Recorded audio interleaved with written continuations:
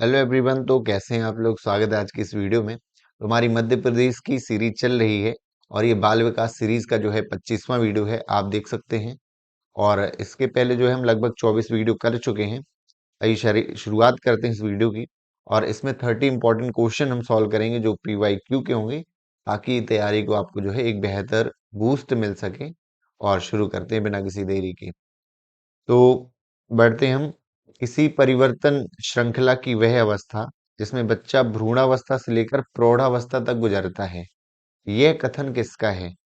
तो विकास जो है, विकास की एक परिभाषा दी है एक मनोवैज्ञानिक ने, कि बच्चा जो भ्रूणावस्था से लेकर, भ्रूण का क्या मतलब होता है? भ्रूण का मतलब होता है कि जब निषेचन की प्रक्रिया गर्भ शुरू होता है, गर्भ धारण करती है कोई महिला, तो जब से लेकर के बच्चा कब तक, जब तक बूढ़ा नहीं हो जाता है, तो वहां तक वो श्रृंखला होती है विकास की। तो ये जो है किसका कथन है?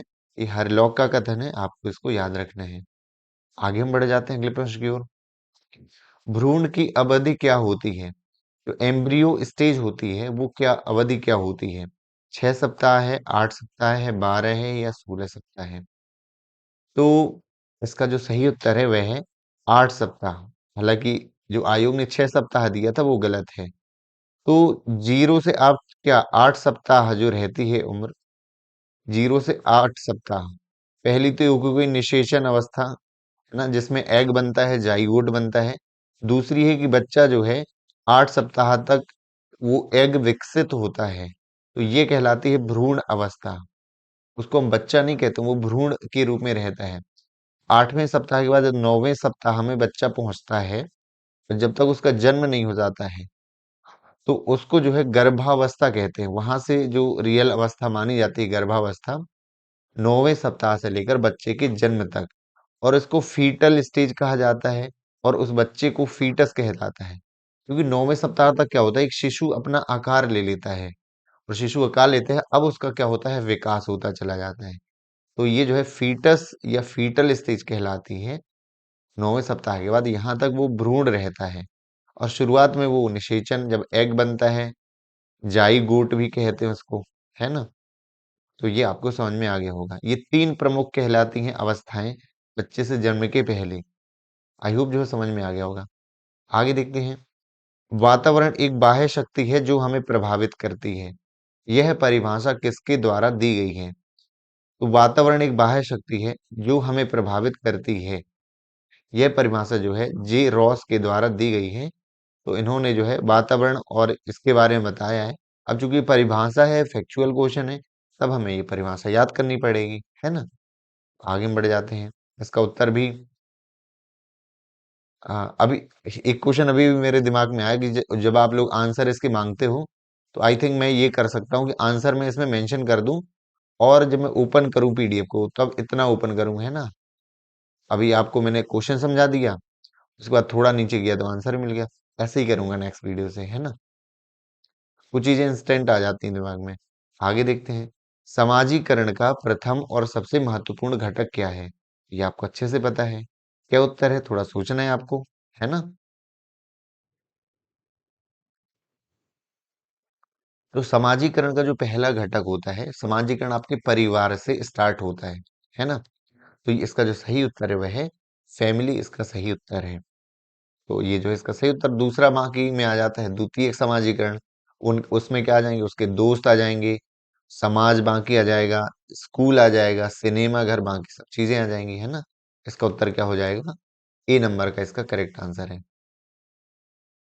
आगे हम देखते हैं। इनमें से कौन सा सही है, सत्य बताना है। मूल्यांकन जो है माप, evaluation is a component of measurement. तो जो मेजरमेंट का एक एलिमेंट है इवेल्युएशन। इवेल्युएशन जब हम करते हैं बच्चे का मूल्यांकन, उससे क्या पता चलता है? क्या वो एक एलिमेंट है उसका? ये उतना अधिक नहीं है। आगे हम देखते हैं इसमें। Evaluation is extension of measurement. ये मेजरमेंट का एक विस्तार है। तो हाँ, ये हो सकता है। मेजरमेंट करते हैं बच्चों की कमियों का, लेकिन उसे इवेल्युएशन नहीं कहते हैं। उस कमियों को हम देखते हैं, असेसमेंट करते हैं, पता लगाते हैं कौन सा क्षेत्र रह गया। आगे हम उसमें क्या करते हैं, हाँ, उपचारात्मक शिक्षण करते हैं। तो वो तो एक मेजरमेंट है, लेकिन पूरा हर एक कमियों को देखना, और क्या इवैल्यूएशन से केवल बच्चों की कमियां पता चलती हैं? ऐसा नहीं है, हमें अपना भी फीडबैक मिलता है कि हमारी स्ट्रेटजी साल भर की जो है कितनी काम में आई। तो ये एक उसका विस्तारित रूप है मेजरमेंट का, ये आपको थोड़ा सा यहाँ पर समझना पड़ेगा। तो मूल्यांकन एक शब्दावली है जैसे मेजरमेंट कह सकते नहीं है।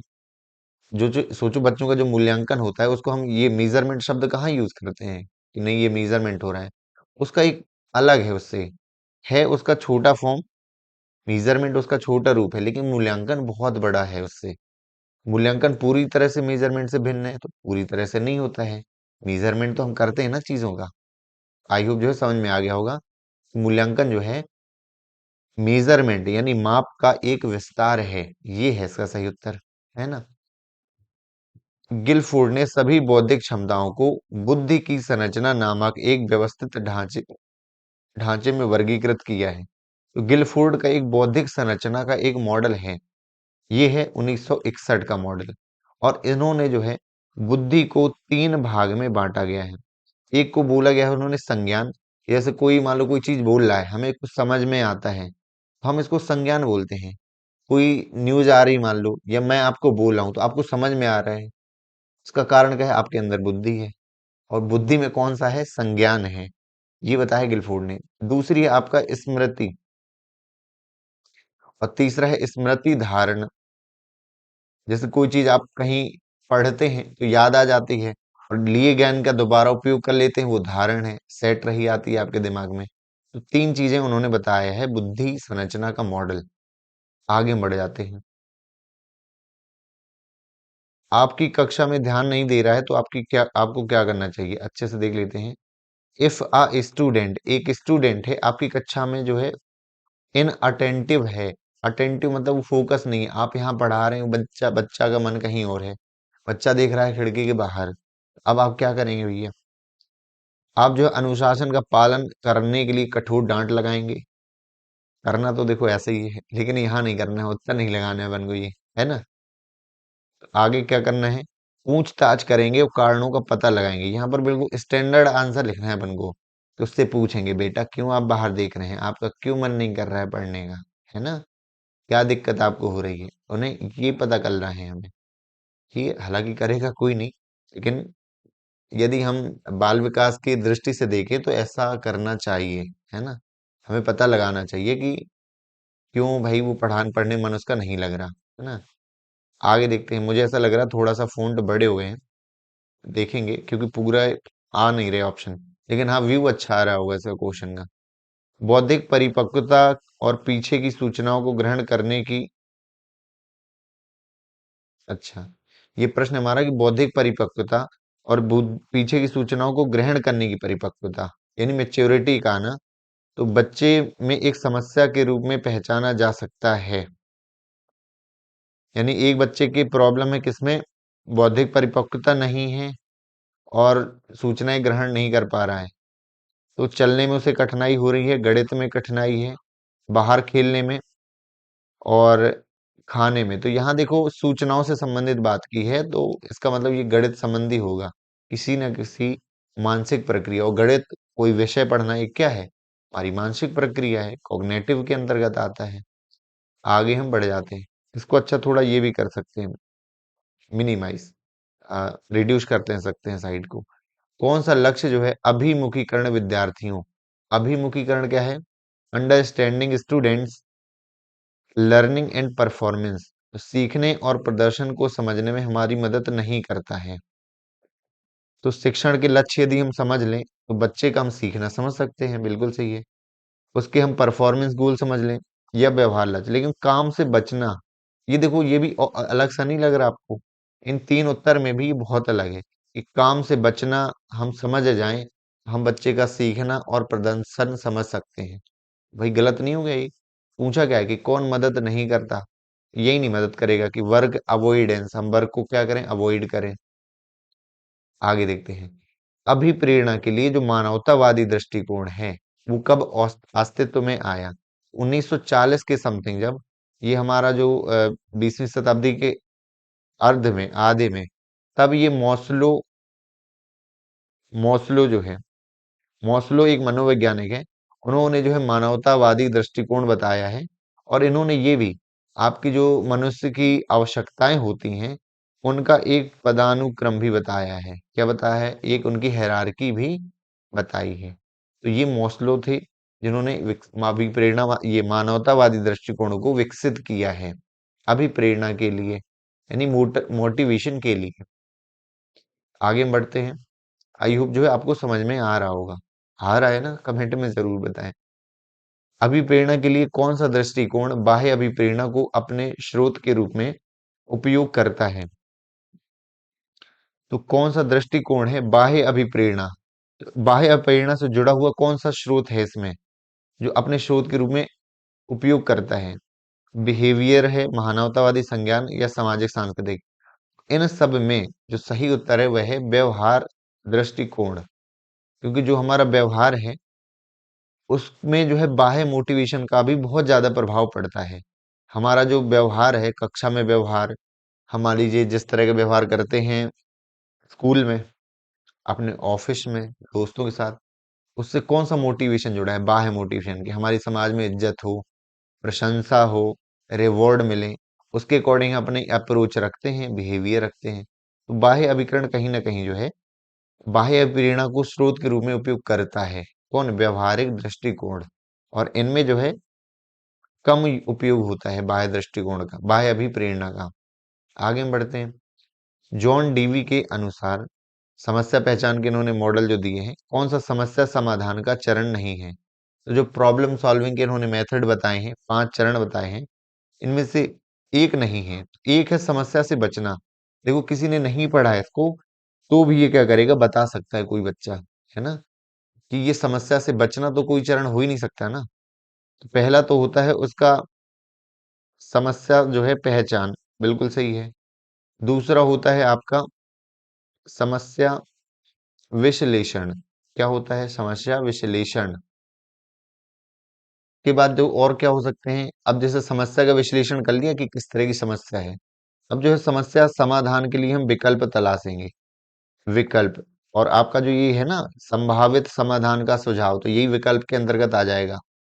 चौथा रहेगा आपका समाधान का जो है क्रियान्वयन आप करेंगे, है ना, क्रियान्वयन की आपने कोई समस्या है उसका तरीका निकाल लिया उसको सॉल्व करने का। लास्ट में क्या करेंगे? मूल्यांकन किसका? समाधान का, कि आपने समस्या का जो समाधान निकाला है वो आपका काम में आया कि नहीं आया। समस्या समाधान के 5 चरण बताए हैं। आई होप जो समझ पाए होंगे आप। जॉन डीवी सही है। अगला हम प्रश्न देखते हैं। स्कूल छोड़ने की उच्च दर से व्यवहार विकार वाले बच्चे की उपलब्धि का कौन सा क्षेत्र प्रभावित होता है? इसमें से कौन सा क्षेत्र प्रभावित होता है जिसमें व्यवहार विकार है और उसने स्कूल को छोड़ दिया है? व्यवहार विकार आप समझते हैं ना? थोड़ा सा बीच में गर्म पानी पीऊंगा तो थोड़ा सा इतना एडजस्ट करना आप, गले में थोड़ा सा दिक्कत है मेरे। अब ये मौसम ही ऐसा है। तो प्रश्न आपका है कि व्यवहार विकार वाले बच्चे की उपलब्धि और वो स्कूल भी छोड़ रहा है तो क्या उसे दिक्कत जाएगी आगे चल करके जो है? व्यवहार विकार आप समझ गए ना? व्यवहार विकार वाले वो बच्चे कहलाते हैं कि जैसे जो बच्चे अचानक से गुस्सा नहीं हो जाते हैं, आक्रामक हो जाते हैं, तो दूसरे बच्चों को पीटने लगे, अनुशासनहीनता दिखा रहे हैं बार बार, है ना, तो ये व्यवहार के रूप में, यानी जो बच्चा व्यवहार कर रहा है वो दूसरों को पसंद नहीं है, दूसरों को दिक्कत हो रही है उससे, तो ये व्यवहार विकार कहलाता है। और वो बच्चा स्कूल छोड़ दिया उसने, किसमें प्रभावित होगा? मानसिक स्वास्थ्य उसका होगा प्रभावित, सामाजिक समायोजन, आपराधिकता होगी, या शैक्षिक उपलब्धि? तो यहाँ पर जो है आपराधिकता भी हो सकती है लेकिन उतना उससे अधिक है शैक्षिक उपलब्धि, क्योंकि जो शैक्षिक उपलब्धि का जो सबसे सही स्थान है वो स्कूल ही होता है। घर में उसका मानसिक स्वास्थ्य सही हो सकता है, समाज में समायोजित हो सकता है क्योंकि घर परिवार माता पिता के बीच में रहेगा। हालांकि क्रिमिनलिटी भी कम हो सकती है कि घर में रहेगा, मम्मी पापा भी समझाते हैं, रिश्तेदार, आपका समाज है, लेकिन जो एजुकेशनल अचीवमेंट है वो जो उसका मुख्य स्थान है वो हमारा विद्यालय ही रहता है, तो उसकी जो है एजुकेशनल वो जो है पीछे रह जाएगी, है ना, तो ये इसका जो है सही उत्तर हो जाएगा।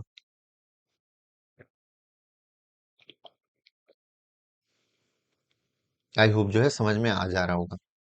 आगे बढ़ जाते हैं। किशोर अपराध की रोकथाम के लिए एक संयुक्त राष्ट्र ने दिशा निर्देश जारी किए हैं कि किस अपराध को किशोर अपराध कहेंगे और उसको क्या संरक्षण दिया जाएगा, है ना? तो ये जो है, ये 1990 में संयुक्त राष्ट्र की महासभा के द्वारा ये प्रस्ताव पारित किया गया था और घोषित किया गया था। तो ये जो है शायद पुरानी वीडियो में भी आ चुके हैं इस तरह के क्वेश्चन, तो आप जरूर वहां से आपका रिवीजन हो गया होगा यदि आपको पहले से पता होगा। आगे देखते हैं, समावेशी शिक्षा प्रणाली में शिक्षकों के पास कौन सा कौशल होना चाहिए। समावेशी शिक्षा आप समझ गए ना, सबको मिला करके। अब हर तरह का बैकग्राउंड है बच्चों का, और यहाँ पर स्पेशल नीड वाले बच्चे भी आ जाते हैं जो दिव्यांग रहते हैं, उनको एक ही क्लास में सामान्य रूप से पढ़ाना, सामान्य रूप से नहीं, सामान्य बच्चों के साथ पढ़ाना। उनके लिए हम अतिरिक्त जो है गतिविधियां आयोजित कर सकते हैं, अलग मेथड भी यूज कर सकते हैं। तो विभिन्न आवश्यकता वालों की पहचान करना और विविधता का ध्यान रखना। तो इसका आप समझ गए होंगे कि दोनों इसके उत्तर सही हैं समावेशी शिक्षा के लिए। आगे हम बढ़ जाते हैं। इनमें से एक विशेष आवश्यकता की परिभाषा में क्या शामिल है, किसको हम कहेंगे कि स्पेशल नीड है। एक है आवधिक बीमारियां। अच्छा, आवधिक बीमारियां पता है आपको क्या कहलाता है? हम कहेंगे नहीं पता, तभी तो वीडियो देख रहे हैं ना।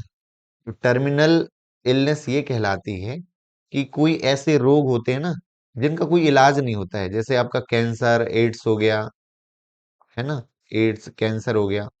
और इनमें क्या रहता है, इनका इलाज फिर क्या है, इलाज इसलिए किया जाता है कि उसको पेन ना हो और लक्षण थोड़ा दब जाएं, बाकी खत्म नहीं होती बीमारियां। तो वो आपकी टर्मिनल इलनेस कहलाती है। फूड एलर्जी क्या है कि जिसको एक एलर्जी हो जाती है, आपको होता है किसी से, वो लंबे समय तक रही आती है। डेवलपमेंटल डिले, यानी एक बच्चा जो है जो सामान्य बालक से विकास का स्तर कम है, चाहे वो संज्ञानात्मक हो, भावनात्मक हो, सामाजिक हो, है ना, या उनके शरीर का यानी फिजिकल कह सकते हैं। ये तीनों ही चीजें जो है विशेष आवश्यकता वाले में शामिल माना जाता है। आयोग ने इसको सही माना है, और तो सर्च करने में भी यही मिलता है कि तीनों ही इसके सही हैं। आगे देखते हैं, किस अवधि में संश्लेषण और मूल्यांकन जैसी संज्ञानात्मक क्षमताएं शुरू होती हैं। संश्लेषण मतलब नया निर्माण करना, इवेल्युएट करना, ये आप समझ गए ना। जीन पियाजी पियाजे ने जो संज्ञानात्मक विकास की 4 अवस्थाएं बताई हैं, ऐसी इनमें कौन सी अवस्था है जिसमें वो नए ज्ञान का संश्लेषण करने लगता है। और इवेल्युएशन का मतलब ये है कि कौन उसके लिए अच्छा है, क्या बुरा है, किसी टॉपिक पर अपना डिसीजन देना, है ना, कि समाज में क्या सही होना चाहिए, क्या गलत। तो ये छोटे बच्चे तो नहीं कर सकते हैं ना। इसके लिए आएगा फॉर्मल ऑपरेशनल स्टेज, इसको अमूर्त भी कहते हैं या फॉर्मल ऑपरेशनल स्टेज भी कहते हैं। और इसमें 12 साल से प्लस बच्चे जो है 18 साल तक ये आते हैं आपके औपचारिक। बाकी ये बाकी 3 अवस्थाएं हैं, इनकी अलग अलग क्या रहती हैं, विशेषताएं रहती हैं। आगे हम बढ़ जाते हैं। वंशानुगत मोतियाबिंद क्या कहलाता है। मोतियाबिंद आप समझ गए ना, आंखों का रोग होता है। जैसे कोई बच्चों को थोड़ा धुंधलापन है, केवल धुंधलापन से मोतियाबिंद नहीं होता है, रात में दिखाई नहीं देता है, और रंग में पहचान नहीं कर पाते हैं।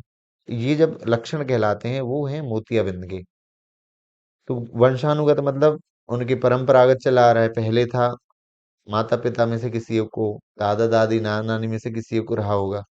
गर्भावस्था के दौरान असामान्यताएं, वंशानुगत का मतलब ये नहीं है कि पूरा बहुत लंबे समय से आपका एक स्टेप भी है तो भी हो जाता है। या वंशानुगत का ये भी मतलब होता है कि वो जन्म के बाद नहीं हुआ, जन्म के पहले से ही, आपका जन्म से ही है। गर्भावस्था के दौरान असामान्यताएं हो गई या वंशानुक्रम चला आ रहा है, ये दोनों ही रीजन हैं जो आपके वंशानुगत मोतियाबिंद के। ये दोनों उत्तर आप इसके सही हैं। आगे बढ़ जाते हैं, मानसिक रूप से जो स्वस्थ अध्यापक की क्या विशेषता है। तो हेल्दी कोई टीचर है, आप क्या, हम अपन हेल्दी टीचर है ना मेंटली, क्यों बोलेंगे, कैसे हम कह सकते हैं, क्योंकि हम क्या है, बैलेंस्ड सेंस है, संवेदनात्मक रूप से हम संतुलित हैं, है ना, संवेदनाओं में बहते नहीं है। गुस्सा आ रहा है तो हम कंट्रोल कर लेते हैं ना। तो कई लोग क्या रहता है कि कंट्रोल नहीं रहता, तो वो एक अच्छा अध्यापक नहीं है, वो स्वस्थ नहीं है। बच्चे को कई बार क्या है कि हालांकि कॉर्पोरल पनिशमेंट तो बिल्कुल बंद है, लेकिन फिर भी थोड़ी बहुत लोग पिटाई कर देते हैं। कुछ टीचर होते हैं वो इतनी ज्यादा पिटाई करते हैं, बिल्कुल अपनी दम लगा देते हैं, जैसे कुछ बदला लेने के लिए हम कर रहे हैं। तो ये थोड़ा सा, आप भी जब टीचर बनना तो कोशिश करना पिटाई ना करना पड़े, है ना। उसकी जगह जैसे मैं क्या करता हूँ, जो पनिशमेंट है, एक तो हालांकि ऐसा तो कोई नहीं होगा कि कह दे कि भाई मैं बिल्कुल नहीं करता, है ना, 1 आध% हो सकता है कम से कम।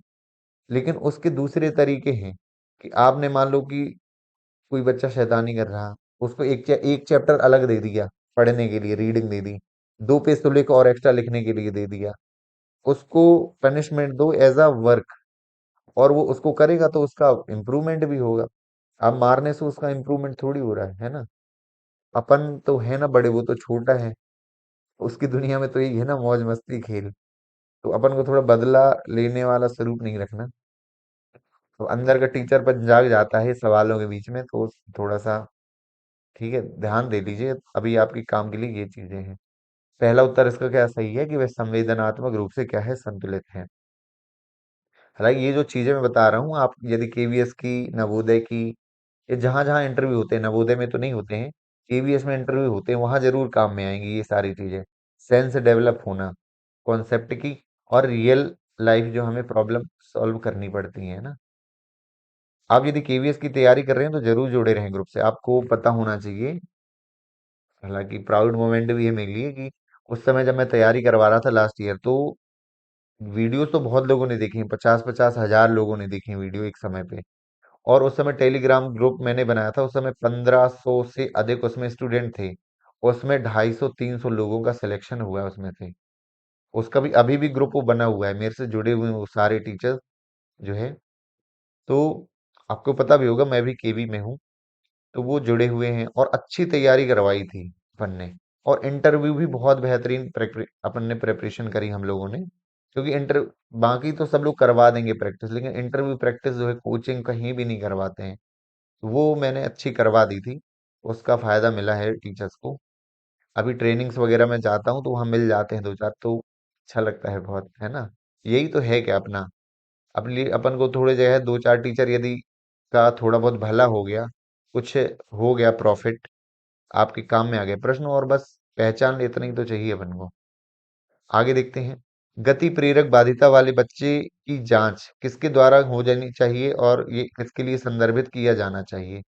गति प्रेरक मतलब क्या है, लोकोमोटर डिसेबिलिटी, लोकोमोटर समझ गए आप, बड़ी हमारी मांसपेशी, जैसे चल कोई नहीं पा रहा है ना, या कोई सही से बैठ नहीं जा रहा है, उसकी पीठ में दिक्कत है, हड्डियों में दिक्कत है, तो हम किसके द्वारा जांच करवाते हैं, ऑर्थोपेडिक सर्जन, हड्डी रोग विशेषज्ञ, और वो किसको, और फिजियोथेरेपिस्ट।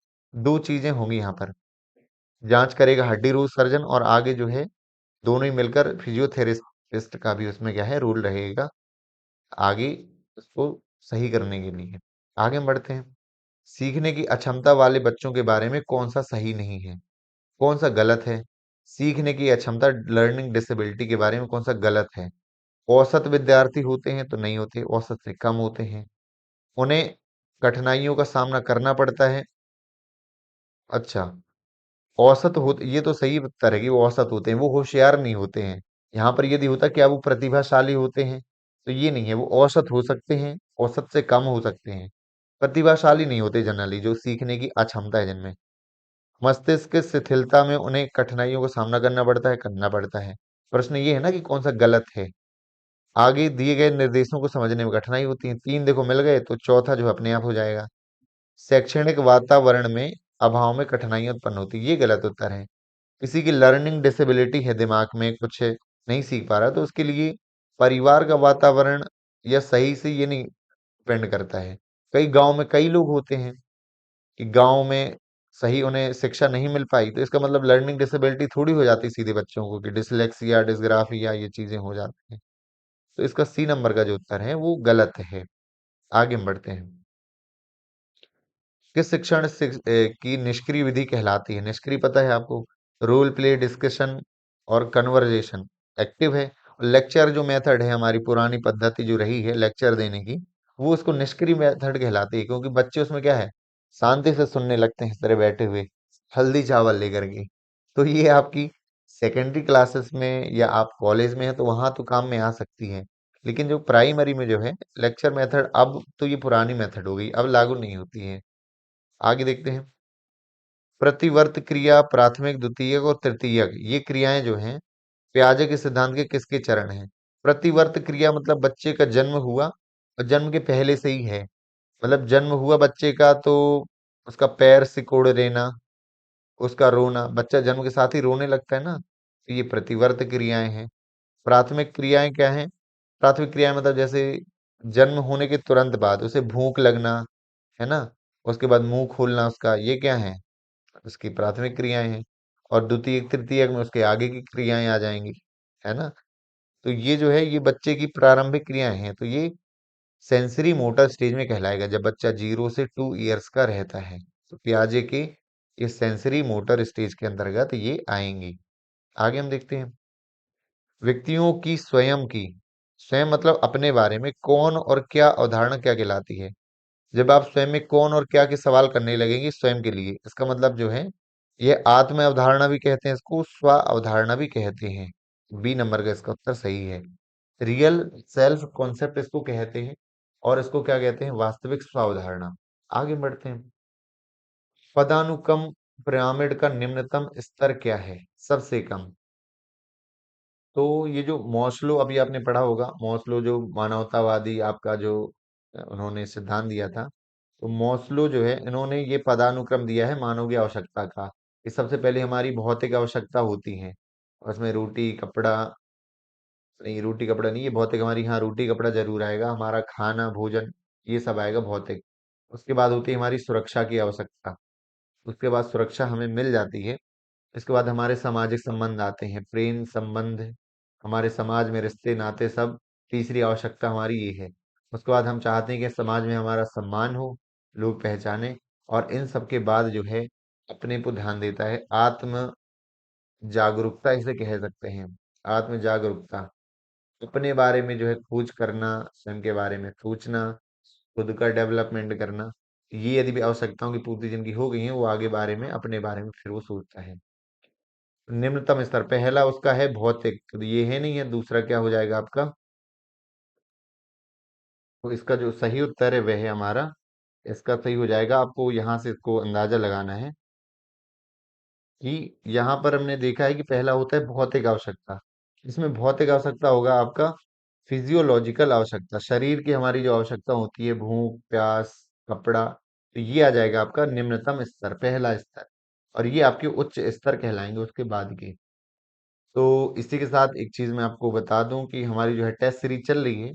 आप टेस्ट सीरीज में देखें तो लगभग हमारे जो है 30 प्लस लोगों ने टेस्ट सीरीज ले ली है, और आज के समय की बात करें तो 175 जो यूजर्स हमारे ऐप को जो है ऐप पर स्क्रॉल करते हैं, उसकी जो है जो फ्री वीडियोस हैं। और आगे चल के मैं पता नहीं क्यों नहीं ले पा रहे हैं टेस्ट सीरीज, फ्री वीडियोस उसमें मैंने डाली है, फ्री टेस्ट भी। तो आप भी इसका देख सकते हैं, डेमो भी डले हुए हैं, ताकि उससे आपको ये ना रहे कि भाई क्वालिटी चेक आप कर सकते हैं कि किस तरह की क्वालिटी बनाई है हमने टेस्ट की, उसका डिस्क्रिप्शन, उसकी सॉल्यूशन किस तरह से रखे हुए हैं। और इसमें पूरा जो है अभी जो है 3 दिन पहले ही, और अभी हमने लगभग ये आप देख सकते हैं 6 13 लगभग कितने 25 से लगभग 25 टेस्ट डाल चुके हैं पिछले 3 दिनों में, 3 से 4 दिनों में। अब इसमें डेली 5 से 6 टेस्ट रेगुलर आते हैं। और संडे को जो है हम एक एफएलटी रखेंगे, एफएलटी एक ओपन रख देंगे कंपटीशन, जिससे क्या होगा, बढ़िया सब लोग अपना टेस्ट देंगे हम लोग, फुल लेंथ टेस्ट, और उसका रिजल्ट भी अनाउंस करेंगे कि टॉप पे कौन रहा। उससे क्या होता है, अंदर से अपन को अच्छा लगता है कि हम किस लेवल पे चल रहे हैं अभी हमारी तैयारी। तो ये बहुत जरूरी होता है। आप टेस्ट सीरीज ले सकते हैं। इसका एक और चीज है, यदि आपको लग रहा है कि भाई विश्वास नहीं हो रहा है आपको लेने में कि भाई हम ले लें और फंस जाएं, क्वालिटी पता नहीं कैसी है, तो आप ऐसा कर सकते हैं, इंस्टॉलमेंट में दे सकते हैं पैसे, कि 3 पार्ट में लो। 150 रुपए शायद 170 ऐसे ही कुछ है उसका। आपने एक बार दिया तो आप एक हफ्ते बाद अगला दे सकते हैं, एक हफ्ते बाद नहीं लगता है तो वो आपका मनी बैक गारंटी भी है इसमें, कि पूरा कैश जो है आपको जो दिया है आपने पेमेंट, आपको अच्छा नहीं लगता है, एक हफ्ते के अंदर अंदर आपको मिल जाएगा। ये ऐप वालों ने मुझे बताया है कि उसकी मनी बैक गारंटी आपको मिलती है। इसके ऐप वाले जो है ये शायद 20 रुपए चार्ज करते हैं।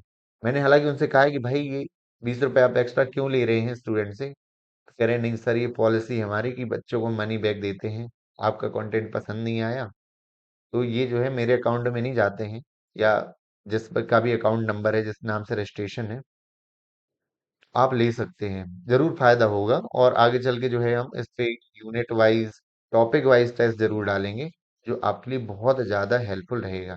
क्योंकि अब मैं टेस्ट सीरीज भी बनाने लगा हूँ और 2 से 3 लोगों की टीम भी काम करती है, इसलिए मैं यूट्यूब पे थोड़ा कम वर्क करने लगा हूँ। हालाँकि मेरा एक ये मन करता था, क्योंकि बहुत से लोग क्या है जो टेस्ट सीरीज चलाते हैं ना, यूट्यूब पे वो वीडियो डालना बंद कर देते हैं।